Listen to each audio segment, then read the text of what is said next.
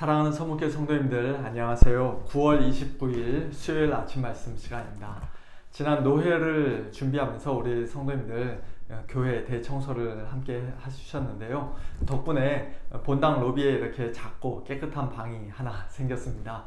소리가 조금 울리는 감이 있지만은 뒷배경이 깨끗해서 영상 찍기에 최적의 장소인 것 같습니다. 당분간은 여기서 아침 말씀 영상을 찍을까 합니다. 오늘 아침에 함께 묵상하실 하나님의 말씀은 출애굽기 22장 16절부터 31절까지입니다. 그중 21절부터 27절까지의 말씀을 제가 봉독해 드리겠습니다. 너는 이방 나그네를 압제하지 말며 그들을 학대하지 말라. 너희도 애굽 땅에서 나그네였음이라. 너는 과부나 고아를 해롭게 하지 말라. 네가 만일 그들을 해롭게 함으로 그들이 내게 부르짖으면 내가 반드시 그 부르짖음을 들으리라. 나의 노가 맹렬함으로 내가 칼로 너희를 죽이리니 너희의 아내는 과부가 되고 너희 자녀는 고아가 되리라. 네가 만일 너와 함께한 내 백성 중에서 가난한 자에게 돈을 구워주면 너는 그에게 채권자같이 하지 말며 이자를 받지 말 것이며 네가 만일 이웃의 옷을 전당 잡거든 해가 지기 전에 그에게 돌려보내라. 그것이 유일한 옷이라.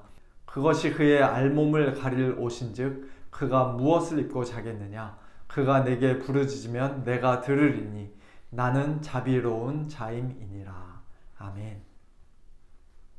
지난주에 이미 살펴보았던 것처럼 출애굽기 20장 1절부터 17절까지에는 하나님께서 하늘의 음성으로 이스라엘 백성들에게 친히 십계명을 말씀하신 장면이 기록되어 있었습니다.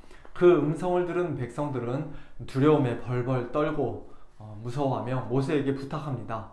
당신이 우리에게 말씀하소서. 우리가 들으리이다. 하나님이 우리에게 말씀하시지 말게 하소서. 우리가 죽을까 하나이다. 그러자 모세가 하나님이 계신 시내산 꼭대기 흑암으로 가까이 나아갔고 하나님께서는 이스라엘 백성들이 지켜야 할 율법들을 거기서 모세에게 말씀해 주셨습니다. 그래서 출애굽기 20장 22절부터 23장 33절까지의 말씀이 바로 그것인데요. 그 율법들을 기록한 책을 소위 언약서라고 부릅니다. 이 언약서는 십계명과 전혀 다른 내용의 또 다른 율법이 아니라 가장 중요하고 뼈대가 되는 그 십계명을 이스라엘 백성들이 자기들의 매일매일의 삶 속에서 구체적으로 실제적으로 잘 적용하며 살 수 있도록 하나님께서 추가로 주신 것입니다. 그래서 그 내용들도 결국 크게 보면 하나님 사랑과 이웃 사랑 그 두 가지로 요약될 수 있는데요. 오늘 본문인 16절부터 31절까지의 말씀에도 그 두 가지 내용이 다 들어 있습니다.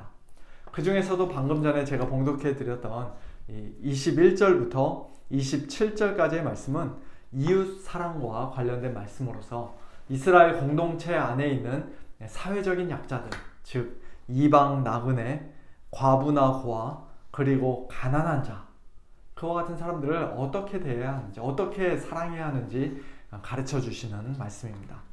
좀 더 구체적으로 하나님의 백성인 이스라엘은 자기들 중에 거하는 이방 나그네를 압제하지 말며 그들을 학대하지 말고 또 고아나 과부를 해롭게 하지 말아야 합니다. 또 같은 백성 중에서 가난한 자에게 돈을 구워주었을 경우에는 채권자 같이 하지 말아야 합니다. 채권자 같이 한다는 게 구체적으로 어떻게 하는 것인지에 대해서는 아무 말씀이 없습니다만 아마도 빚을 빨리 갚으라고 너무 재촉하는 것 또는 안 갚는다고 막 멱살을 잡거나 법정에 고소하는 것 그와 같은 일들이 아닐까 싶습니다. 그리고 가난한 자에게 빌려준 돈에 대해서는 이자도 받지 말라고 말씀하십니다. 가난한 형제를 상대로 고리대금하면서 불로소득하지 말라는 것이죠. 또 만일 이웃의 옷을 담보로 해서 빌려줬을 경우에는 그가 비록 그 당일날 저녁에 갚지 못했다 할지라도 해가 지기 전에는 그에게 옷을 다시 돌려줘야 한다고 말씀합니다. 하나님께서 이와 같은 명령들을 하시는 데에는 다 합당한 이유가 있습니다. 이스라엘 백성이 그들 중에 거하는 이방 나그네를 압제하지 말고 그들을 학대하지 말아야 하는 이유는 무엇보다도 자기들 역시 애굽 땅에서 나그네였었기 때문입니다. 그 당시에 너희도 나그네로서 얼마나 힘들고 얼마나 억울하고 서러웠었느냐. 그러니 그때 그 올챙이적 시절을 기억하면서 지금 너희 중에 거하고 있는 이방 나그네들에게 따뜻하고 친절하게 너그럽게 잘 대해줘야 한다는 것입니다. 또 전당 잡은 이웃의 옷을 해지기 전에 반드시 돌려줘야 하는 이유는 그것이 그 가난한 자에게 유일한 옷이기 때문이라고 말씀합니다.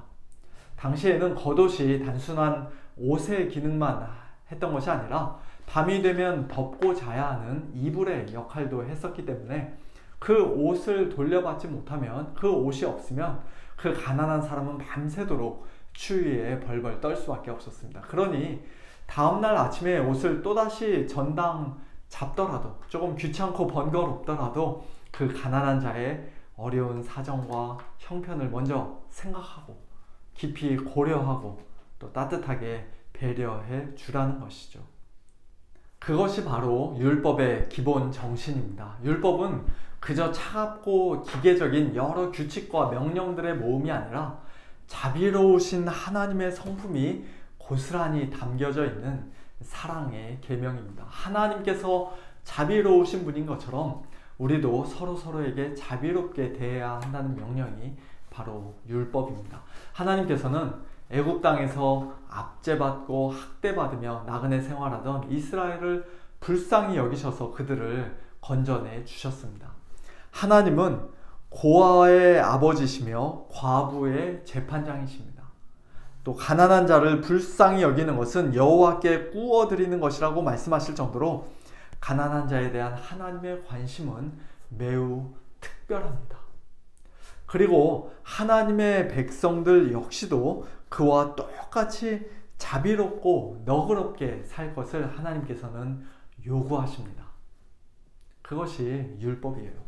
물론 오늘 신약의 성도들은 구약 모세 율법의 저주나 정죄 아래에 있지 않습니다.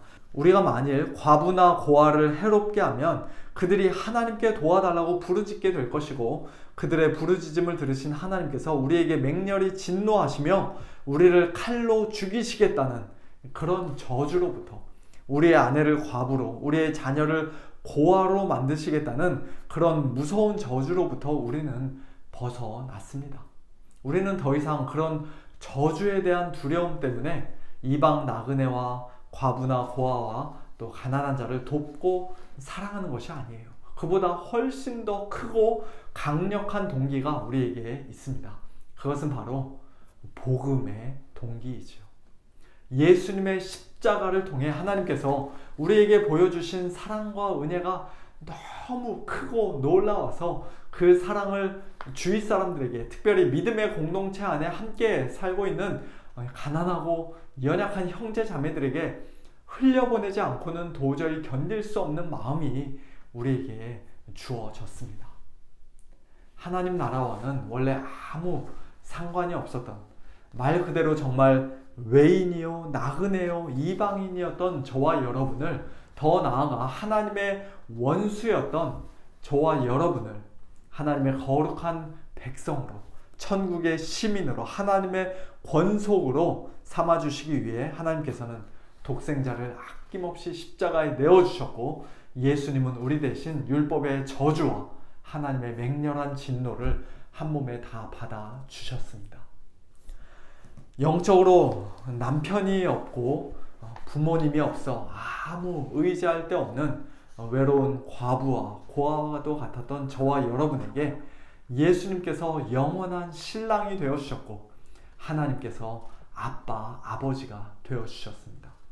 죄로 인해 전적으로 부패하고 전적으로 무능한 영적 파산 상태, 절대 가난의 상태에서 결코 헤어날 수 없었던 비참한 저와 여러분에게 하늘의 유업을 물려주시고자, 우리를 부유하게 만들어 주시고자 원래 가장 부유하셨던 예수님께서 이 땅에 내려오시고 십자가에 죽으시기까지 가장 가난해지셨습니다. 그리고 예수님께서는 자신의 완전한 의의 옷을 우리에게 입혀주심으로써 우리로 하여금 이제 더 이상 추위에 벌벌 떨지 않도록 모든 수치와 부끄러움을 다 가릴 수 있도록 해주셨습니다.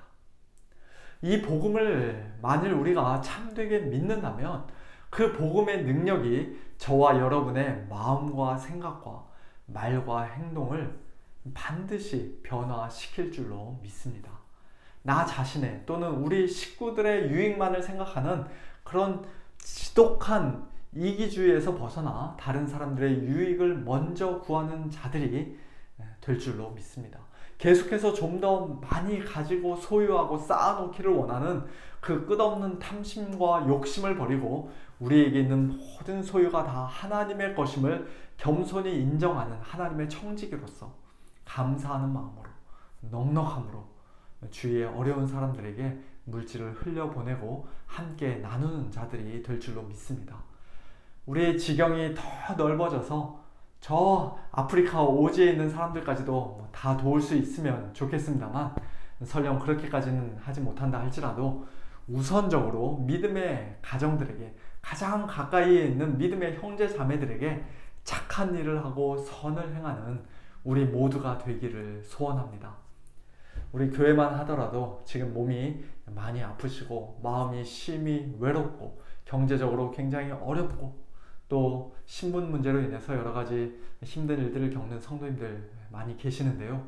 우리가 무관심으로 그냥 지나칠 것이 아니라 알아도 모르는 척하며 살 것이 아니라 그분들 삶의 무거운 짐을 조금씩 같이 나눠지면서 물질적으로도 할 수 있는 만큼 십시일반 돕고 또 하나님께 받은 사랑과 은혜를 기쁨으로 함께 나누고 흘려보내며 또 서로를 위해서 뜨겁게 간절히 기도하는 그런 아름다운 사랑과 자비의 공동체 우리 서문교회가 될 수 있기를 예수님의 이름으로 축원합니다. 함께 기도하겠습니다. 하나님 아버지 감사합니다. 하나님께서 이 세상 강한 자들의 하나님, 잘난 자들의 하나님, 부한 자들의 하나님이 아니라 하나님의 백성들 중 가난하고 연약하고 소외받는 자들에게 더 많은 관심을 기울이시고 더 큰 사랑을 베푸시는 자비로우신 하나님이신 것을 인하여 감사합니다.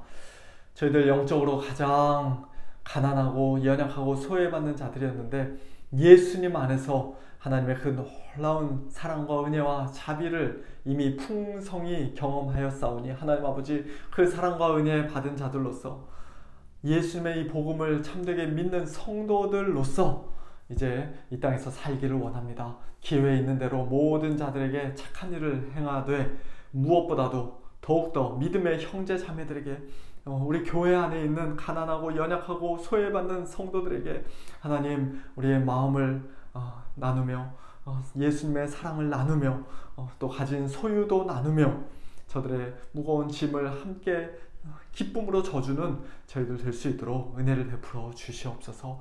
하나님이 자비로우신 것 같이 저희들도 자비로운 성도들 또 자비로운 교회 되기를 원합니다. 하나님 저희들을 변화시켜 주옵소서.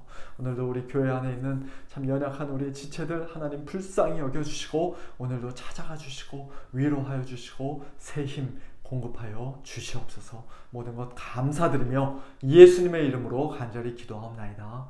아멘.